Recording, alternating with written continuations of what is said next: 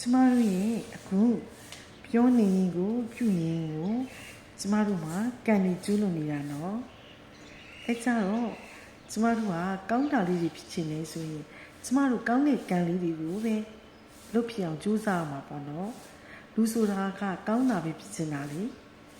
မကောင်းတာကိုဘယ်သူမှမဖြစ်ချင်ဘူးဒါပေမဲ့လူတွေတတိမမူပြီးတဲ့အချက်တစ်ခုကကောင်းတာပဲဖြစ်ချင်တာဒါပေမဲ့ကိုလုပ်တဲ့အလုပ်ကကြတော့ကောင်းတာကြီးမလုပ်ဘူးလीနော်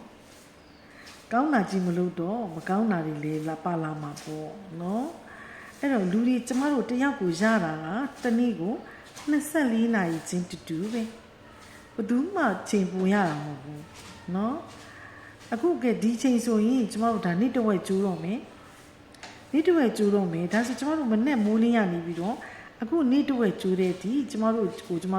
ပြန်ဆန်းစစ်ကြည့်လိုက်မယ်ဆိုရင်ကျမတို့ကုသိုလ်တွေဘယ်လောက်ရနေပြီလဲ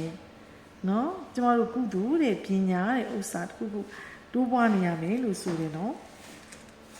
အဲ့တော့တခြားကတော့ထားပါတော့ကျမကုသိုလ်ကြီးလေးပဲပြောကြည့်မယ်လေနော်ကျမကုသိုလ်ဘယ်လောက်ရနေပြီလဲကိုယ့်ပုံမှာမူတည်ရင်တော့ကိုလုပ်နေတာဟာအချိန်တန်းကံမြောက်နေတာ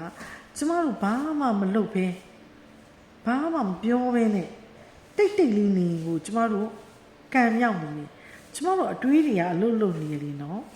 ဒါကြောင့်ကျမတို့ချမ်းမြေဆရာတော်ဘုရားကြီးကဆုံးမဘူးတဲ့ဩဝါဒလေးတစ်ခုရှိရဲ့သူကပြောပြုတွေးလျင်တတိရှင်တဲ့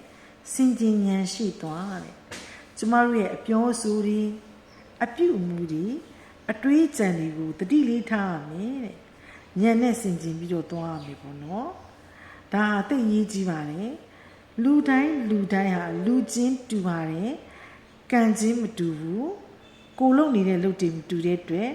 ဒါကြောင့်အနေထားတွေပုံပန်းတရံတွေရုပ်ရည်တွေဘဝအနှိမ့်အမြင့်တွေကွဲပြားနေကြတာဖြစ်တယ်အဲ့တော့ကျမတို့ကဘဝတွေကိုမြင့်ကျင်တယ်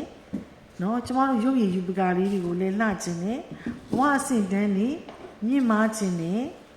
ကျမတို့လုံးသမျှအဆင်ပြေကောင်းကျင်နေဆိုရင်ကျမတို့ကောင်းတာတွေကိုလုပ်ရမယ်ပုံသွားတဲ့အချိန်ချင်းတူအဲ့အချိန်လေးကိုကျမတို့ကုသိုလ်ဖြစ်အောင်လုပ်မလားအကုသိုလ်ဖြစ်အောင်လုပ်မလားဒါကိုကျမတို့တတိလေးထားပြီးတော့ကျမတို့လှုပ်သွားမယ်ဆိုရင်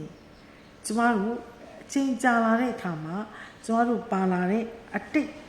ကုသိုလ်အကုသိုလ်ဟာလည်းရှိသေးတာနော်